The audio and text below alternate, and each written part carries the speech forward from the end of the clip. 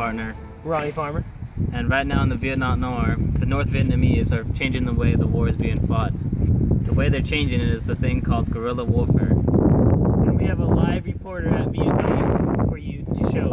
And in case you didn't know what guerrilla warfare is, it's just where a bunch of little townspeople go up and ambush other enemy lines.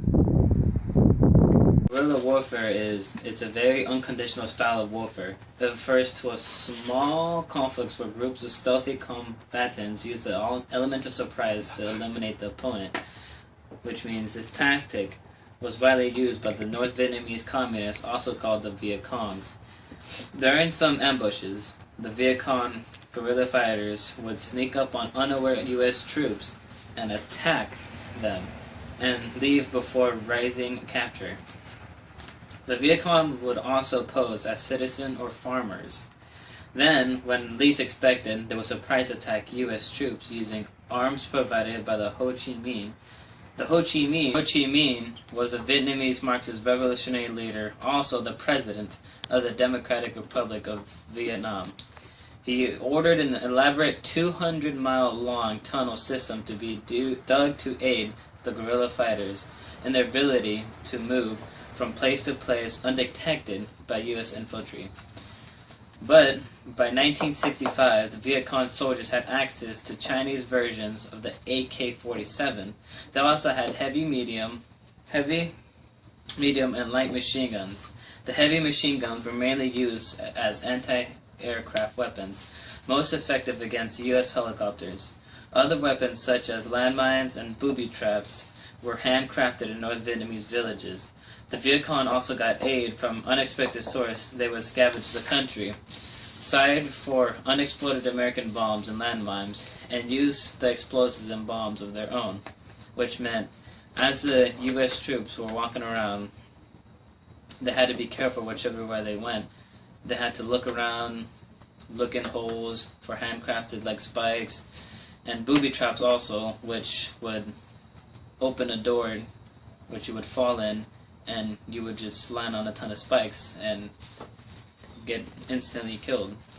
But in 1 year, approximately 200,000 tons of explosions could be found in unexploded or dead American bombs. When America entered the war, they planned on winning using traditional methods, meaning that the war would be won by conquering land. However, the U.S. troops weren't used to the jungle terrain, and General Westmoreland realized that the only way the war could be won was through a method of attrition.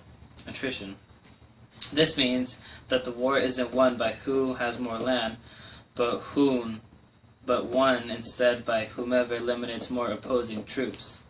American troops were actually very successful in using this method. They killed over 2 times as many soldiers as they lost. However, in this style of warcraft enraged many peace groups in America because it targeted civilians as well. Many riots and protests sparked through the United States, which caused a lot of riots and havoc as the war in Vietnam was being fought. And that will be it. Now for a quick weather update, we're going to go to our weatherman, Jackie Sharp. Thank you. Now for today's weather report, we have blue skies and light wind. Passing it back to you, Juan. Thank you, Jackie, for that weather update. Oh, hold on. Looks like we have a live reporter. Oh, okay. We're going to switch on to one of our main reporters, Charles Price, with live footage about what's happening in Viet Cong right now. So we're going to switch over to him. As you can see in the background, we have some fights going on in guerrilla warfare. Guerrilla warfare is a type of fighting that's flexible, and really, you don't need a whole military unit. It's just civilians and all coming together to fight for what they Well, come on, all of you big strong men. Uncle Sam needs your help again. Got himself in a terrible jam way down yonder in Vietnam. Put down your books and pick up a gun. We're gonna have a whole lot of fun. And it's 1, 2,